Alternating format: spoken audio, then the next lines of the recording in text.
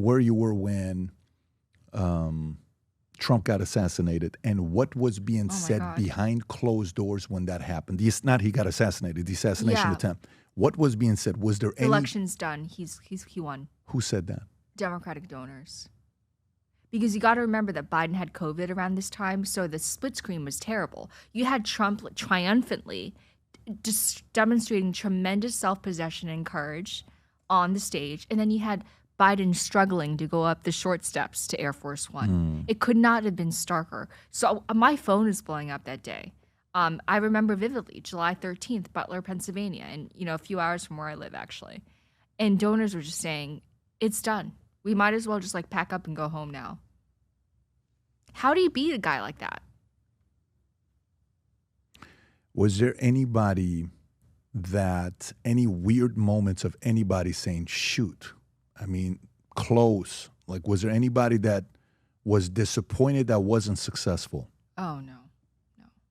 Other than losers on X. But you have to remember that the donors I'm dealing, they're like multimillionaires and billionaires. They're not dregs of society. They're not trash on the streets who delayed off the stuff. They're not no one wants Trump dead. They wanted to beat him. I'm talking about the donor level, but there are a lot of Democratic influencers who are straight up evil.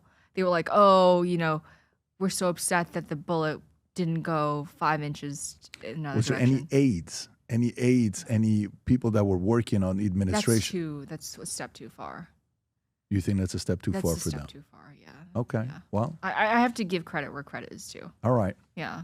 Well. That's a little bit too evil for me. The story that came out right now, that there was a second accomplice. Rob, I don't know if you saw that or not, that there's another person involved. I do want to say, though they didn't vocalize it, I can't promise that it didn't cross their mind. Because how do you beat a guy like that? You just can't. He became an absolute icon that day. You even had Mark Zuckerberg saying that was a badass thing to do. Mark Zuckerberg, who wasn't known to be a Republican. Yeah. What's this one, Rob? Oh, wow. The would-be Trump assassin Thomas Crooks may have had accomplice. Data shows as investigator says FBI is suppressing info. Can you go a little bit lower? It's been 9 months since the seemingly mild-mannered 20-year-old attempted to assassinate then Republican presidential nominee Trump at a rally in Butler, and we still have no good reason why. Sources tell the FBI obstructed effort to solve the mystery, why Thomas Matthew Crooks, who left no manifesto, did what he did. It left local law enforcement as well. Those who may know Crooks' parents have refused all interviews and remain in their small 3-bedroom. Okay, go a little lower. So who's accusing of this, Rob? FBI directed Kash Patel is going to get to the bottom of this. Conservative political option. Elon Musk yelled that to the audience. A veteran private investigator, Ernie, who hired shortly after the fateful July 13 event at Butler, tried to look into the crimes. Doug Governor, who's a team 6 investigators, have been working at the case for months and have interviewed 100 people, said they also conducted extensive geofencing. Interesting. Yeah, I mean, I hope we get to the bottom of it because no one's really talking about it. I'm just wondering if there was anybody that was... I just can't believe it even happened. Yeah. Because it just seems like such an obvious hole in the security perimeter. But by the way, guys like Harry Sisson, that kind of blew up. I know him very well. So, obviously he's very useful to the Democrats. He's very well compensated, I want you to know. He gets paid the DNC, by super PACs, by... Oh, really? Absolutely. When you say well compensated, what type of numbers are you talking about? Hundreds of thousands? Per year? I would imagine so. He's being paid by TikTok, by the DNC, by various Democratic firms like Good Influence. Good Influence pays Harry Sisson. I'm almost positive, yeah. Good Influence pays a lot of influencers. Who else outside of him? All of them are paid. Literally all of them. Like Brooklyn Dad. Have you heard of him? No. Oh, yeah. Who's he? Doesn't even live in Brooklyn. He actually relocated to Florida, but he's one of those. Oh, really? Yeah. Oh, my God. What a sham. This guy. I don't know who he is, though. Who is he? A popular influencer from the left. He's very, very anti-Trump, very vocal. Okay. And JoJo from Jurors. Joe who? Bob, I like you already. I love the noises you're making. You know what catfishing I know her. is? Yeah, I know her. So you're saying they're all getting paid? You know you know what catfishing is? No. When you have an avatar that looks nothing like who you Oh, actually yes, are. yes. I've seen this woman. She looks nothing like.